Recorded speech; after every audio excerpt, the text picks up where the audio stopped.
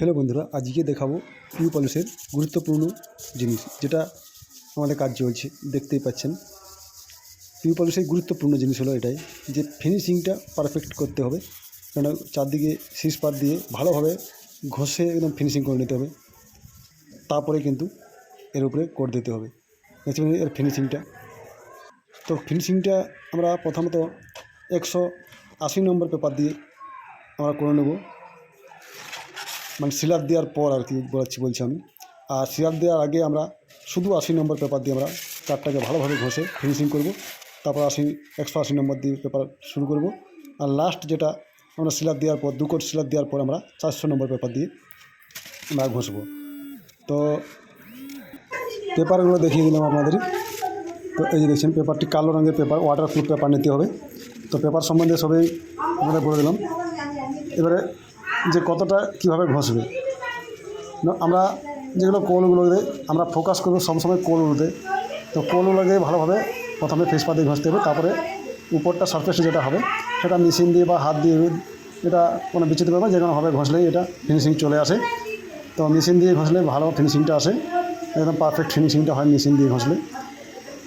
তো আমাদের সবসময় ফোকাস করতে হবে যে কোলগুলো, যে নকশার কোলগুলো, ওগুলোকে ঘষে ভালোভাবে ফিনিশিং করতে হবে। কেন ওগুলোতে চার্জগুলো বেশি থাকে, তার জন্য ওগুলো ঘষে পর আমরা কিন্তু উপরটা সাইডটা মেশিন দিয়ে ঘষে নেব।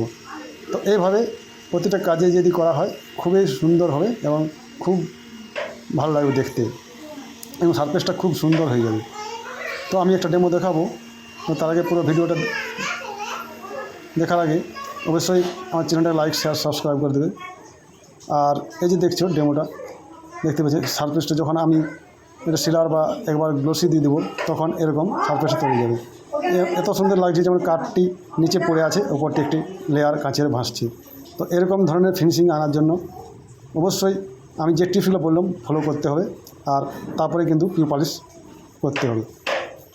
দেখুন কত সুন্দর জলজলে যে একটা ভাব, এই জলজলে ভাবটা আনতে হলে কিন্তু ঘষার দিকে এবং ফিনিশিংয়ের দিকে গুরুত্বটা বেশি দিতে হবে।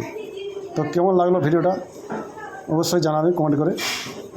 আর এরকম ভিডিও পেতে অবশ্যই চ্যানেলটাকে সাবস্ক্রাইব করে রাখতে হবে, বেল আইকনটা প্রেস করে। আর এরকম দীর্ঘদিন চকচক জল করবে পলিশ, ভালোভাবে যদি আমরা পলিশটা করে দিই।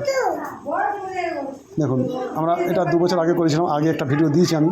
তারপর কিন্তু এটা ফিনিশিং করে আমরা ধোয়া মাজা করে ফিনিশিং করে দিলাম। কেমন লাগলো দেখতে দেখুন। দেখা হচ্ছে নেক্সট ভিডিওতে। ধন্যবাদ।